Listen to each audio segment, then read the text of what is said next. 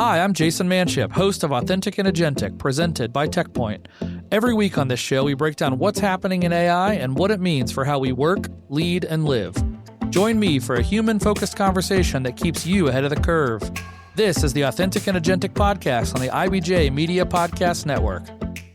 I had the opportunity to sit down with two leaders from one of the most important companies in Indiana. And frankly, I think this is one of the most important companies in the entire world, Eli Lilly. This is a company operating at a global scale in one of the most regulated industries on the planet.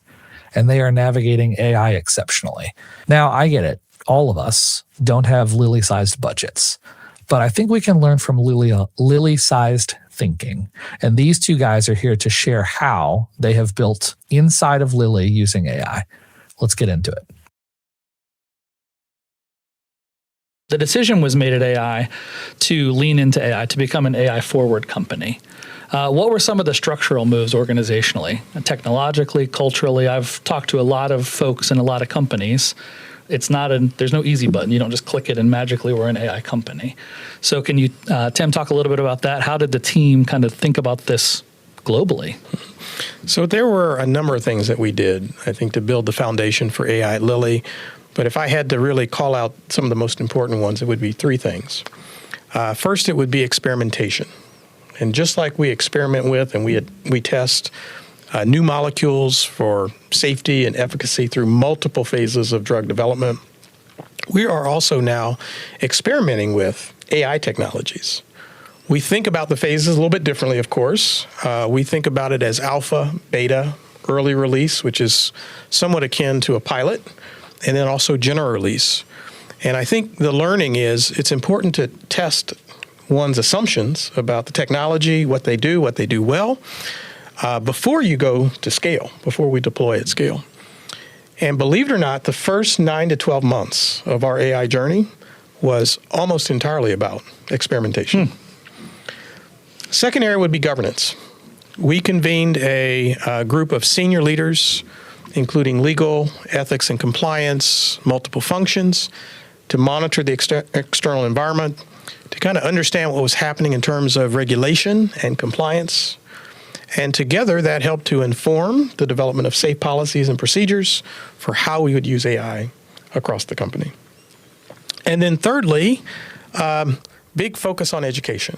We invested significantly in education and upskilling at all levels of the company. Love that.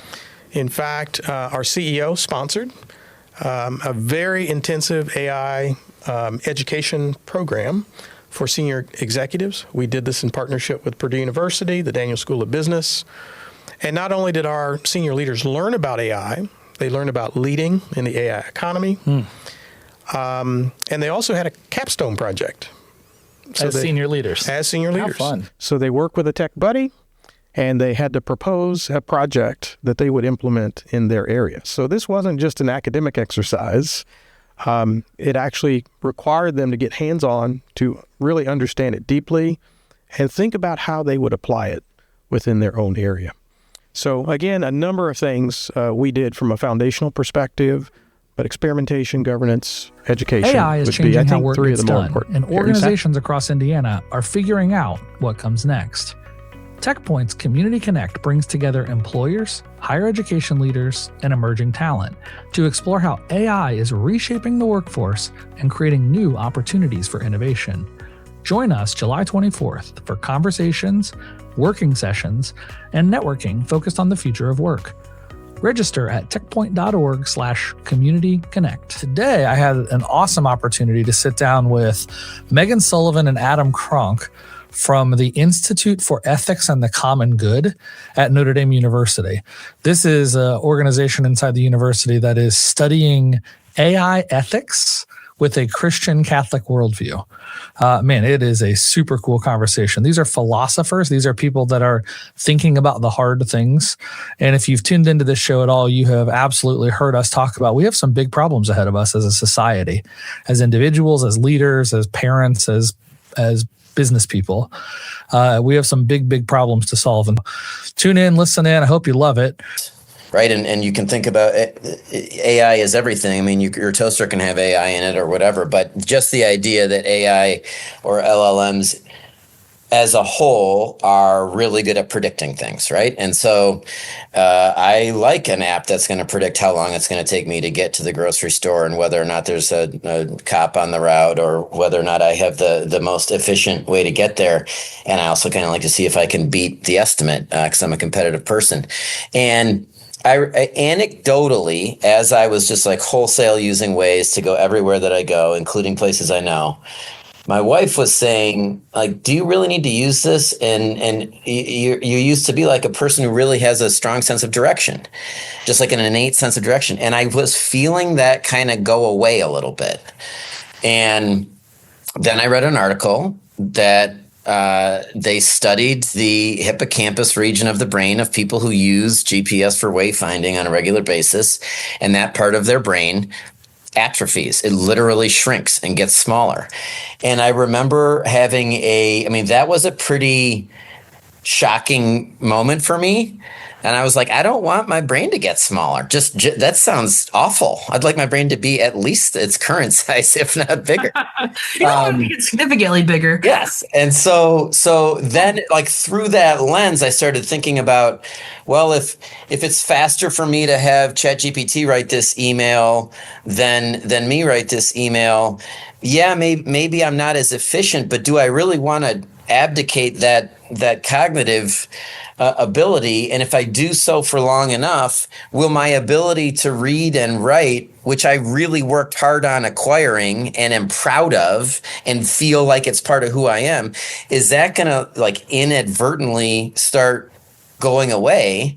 That I don't want. And then I started thinking, as someone who cares about teaching, and I used to run a high school. Well, geez, if adults stop using their brains to do that, that's one thing. What if we never use our brains to do it in the first place? What if while we're learning, we're not even doing that task because a computer can do it faster? That is, it's an experiment that I am against.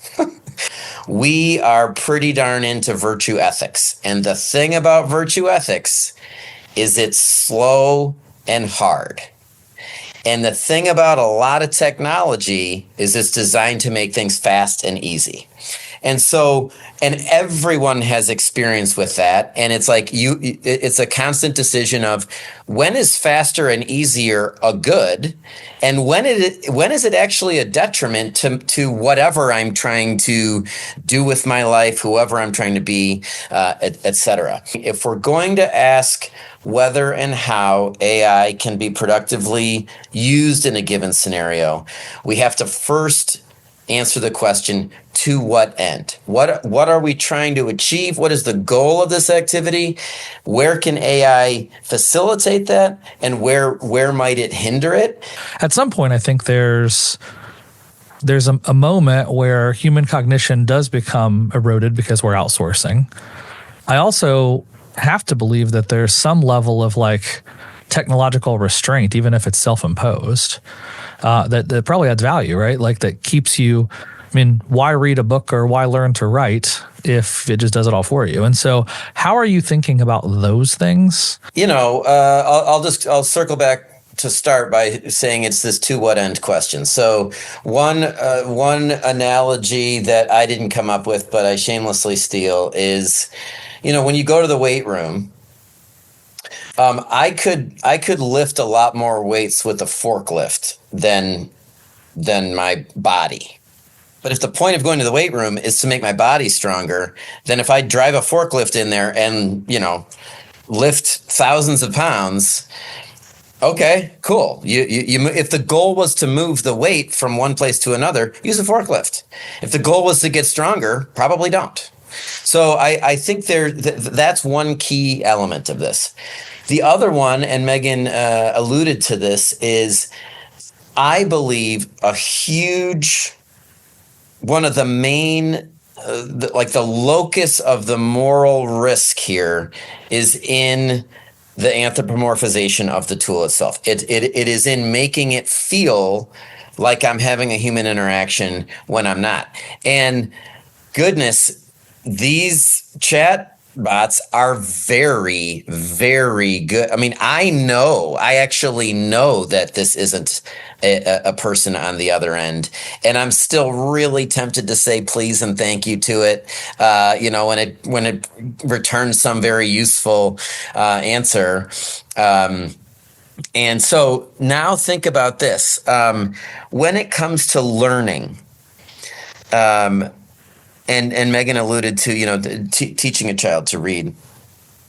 When the three of us were first having our research projects in grade school and middle school, and it was so hard, and we had to learn to use something called the card catalog, using the Dewey Decimal System, right?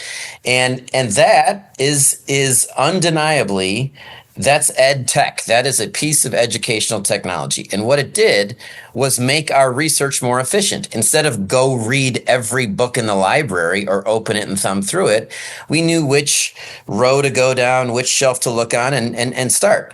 And at no point when we were using that piece of educational technology did we think we were interacting with a human. I knew when my teacher was talking to me, when my parents were talking to me, and then I knew when I was just interacting with an inanimate object that was helping make my research more efficient. Now that line is getting really, really blurred. And I think that's something we have to be decidedly circumspect about, and kind of making sure that we're understanding what ought to be done, or just being at least intentional about, do I want a person to help me learn this skill, acquire this thing, do this research? I'm not saying that we should not use the power of large language models to accelerate research. But I'm saying we have to be very intentional about what type of research it is, what I'm learning as the person trying to conduct the research, how I'm being formed or changed or warped or influenced.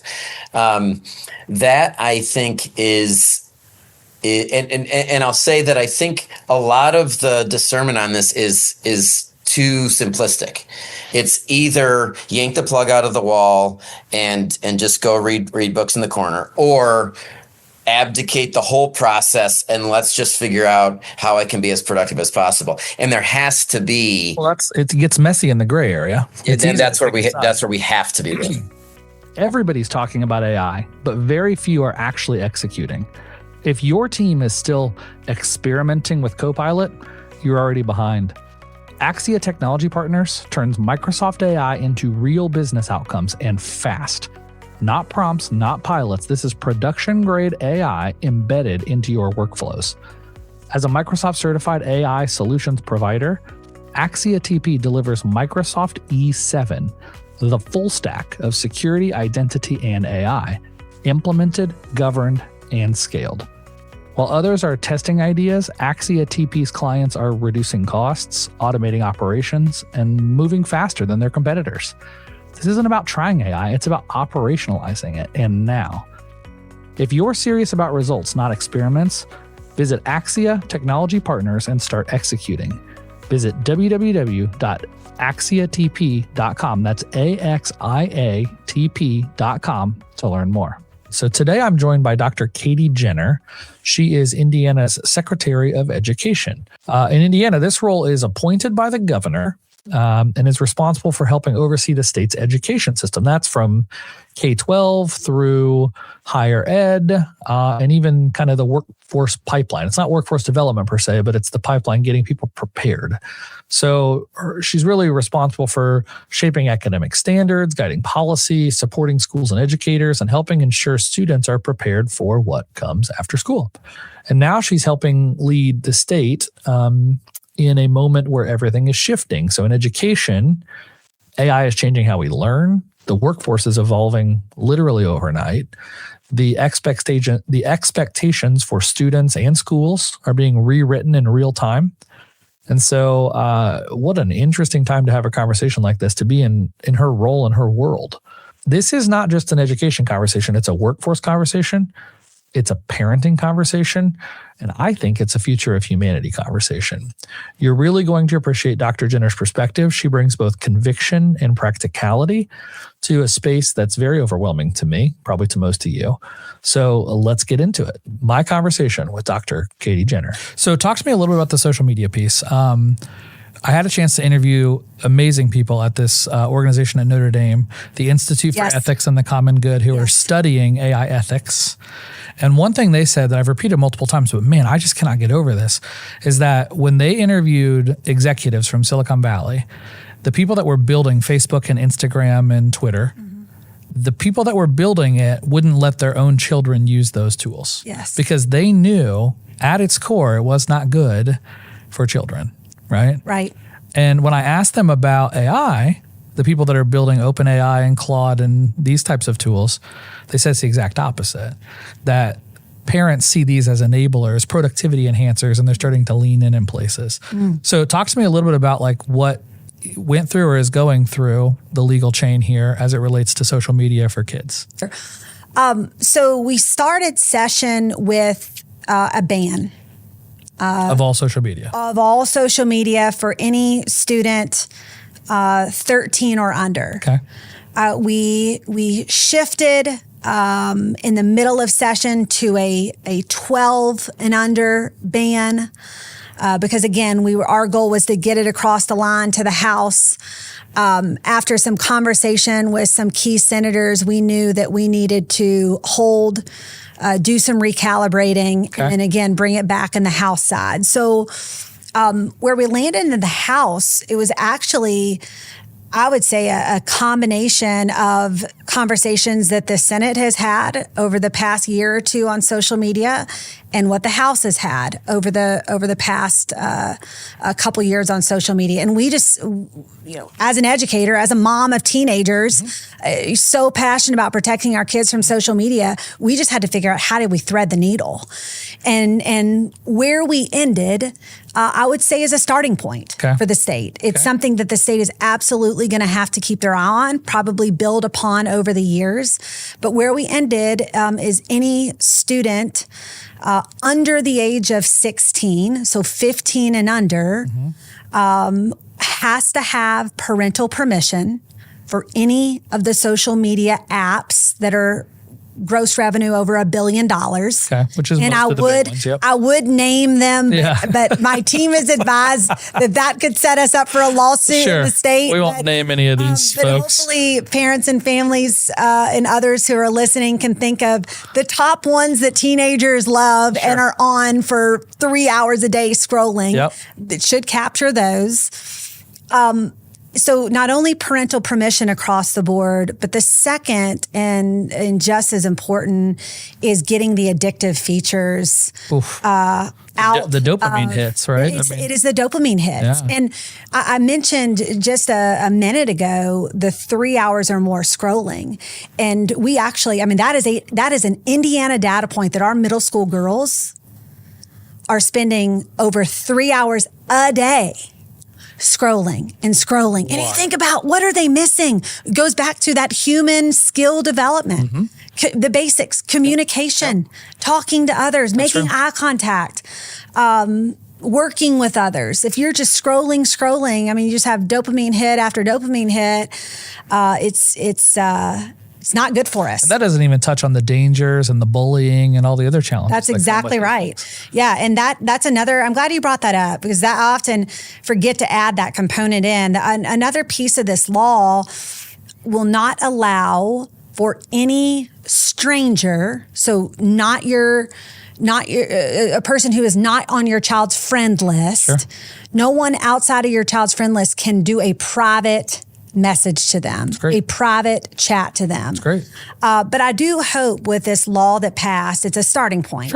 But with the addictive technology impacts, and when people ask me, like, what does that mean? Do you have boys or girls? One of each. One of each. Okay. So I have twin daughters who are 16. So if a young lady or young boy, if they remove a couple of their past photos within their post, then data is collected and immediately they might get advertising for certain beauty products or certain products to feel better about themselves. Sure. Or, I mean, there are so much data is being collected on our young children that I think we as parents would be appalled. Yeah, I could speak. I spent a lot of time in digital marketing, and on the flip side of that, like figuring out how to get a message to the right person at the right the data. time. And it's scary. It is scary. It's awful. It sure and it really shouldn't be available to target kids who are still developing. Yeah. One of the other, I'm glad you mentioned that because you were on the other side. When working again with a crew of people to drive this legislation forward, someone looked at me and said, do you think most parents know the impact? No idea.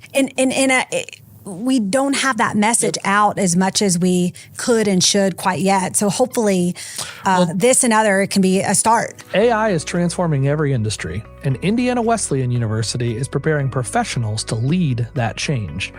IWU offers a Master of Science in AI and Data Analytics, a graduate certificate in AI Business Innovation, and an Applied AI Analytics concentration, all designed for working adults.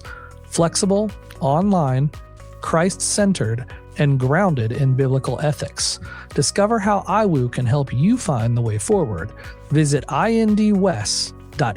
So here's what I loved about this episode specifically, and about Congresswoman Houchin specifically. I asked her staff, we got through it. I said, what's off limits? What do I need to avoid? What out there do I need to not bring up, right? She's an elected member of Congress. So politics is a real thing. You and I can all agree with that. Whether you agree with her politics or not, you can agree with that. And so normally when I've dealt with members of Congress, they have a very strong list of things you don't talk about.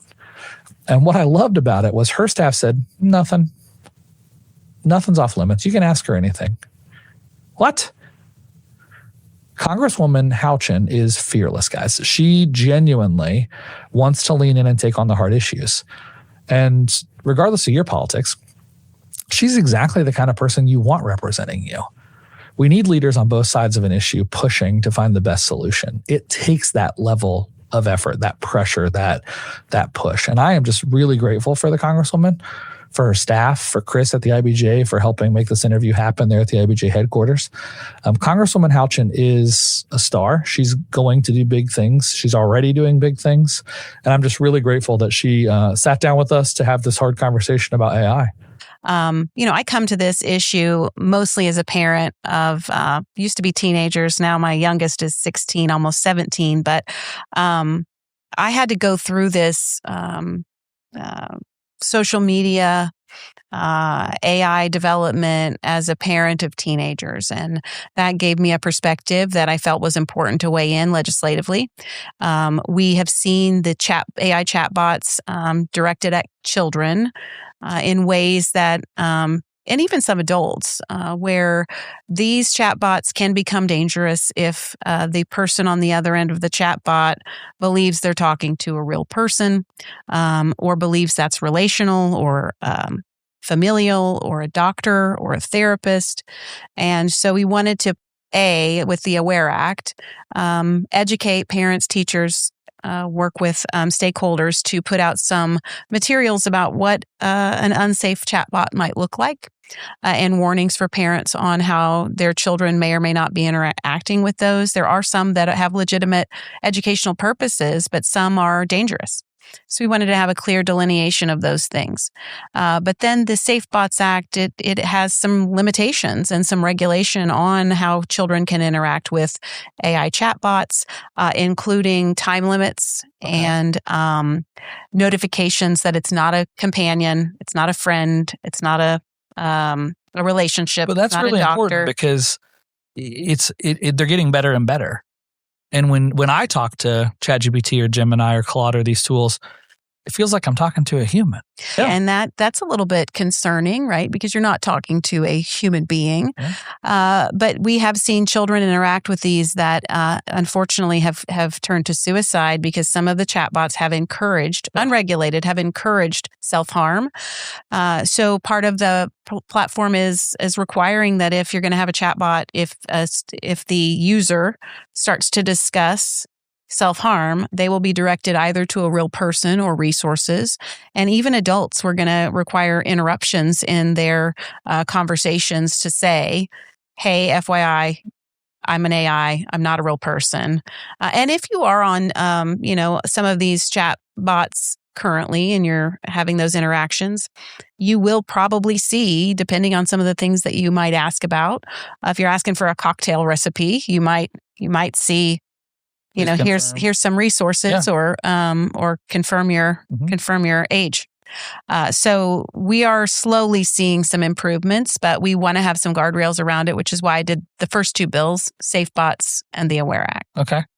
The second two bills, that is the Reset Act and Parents Over Platforms.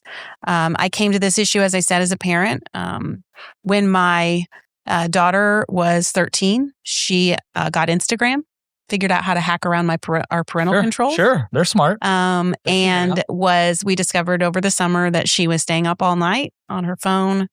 Even though we thought she was locked down, she wasn't. And she was messaging who she thought were 13 and 14-year-old boys and girls all over the world. When we discovered it, really just because of changes in behavior, I've contacted the Instagram and said, I would like to delete her account. And they said, under the law, she's 13. She's legally allowed to have it. And as her parent, you cannot have a say. Wow. If she would like to delete the account, she can. So that left me as a parent with a complete inability to protect her. And back in 1996, Congress passed the Kids Online Privacy Protection Act, which said 13-year-olds can have access to the internet. We had no idea 30 years ago that where the internet would be today, social media apps, having the internet in the palm of your hand. We didn't know any of those things. Congress at the time thought 13-year-olds might need access to the internet to do their homework and do research. Which made sense at the time. Mm-hmm. But we're 30 years in, and we know the dangers. We've seen the dangers that a 13-year-old standard for access to the internet essentially makes them an adult online. So they're not adults anywhere else. They can't sign a contract. They can't join the military. They can't smoke a cigarette. But they can access the World Wide Web. Which can be just as damaging as all those things. Absolutely. Mm-hmm. And we would never just give our kids, especially under 13, just free rein in today's society. Mm-mm. But we let them go everywhere around the world online and have access to untold things that we may or may not want them to have access to. So the Reset Act, we worked with Jake Auchincloss on Parents Over Platforms, which sets a 16-year-old standard there for access to the App Store. Ours is 16 for access to social media applications with age verification.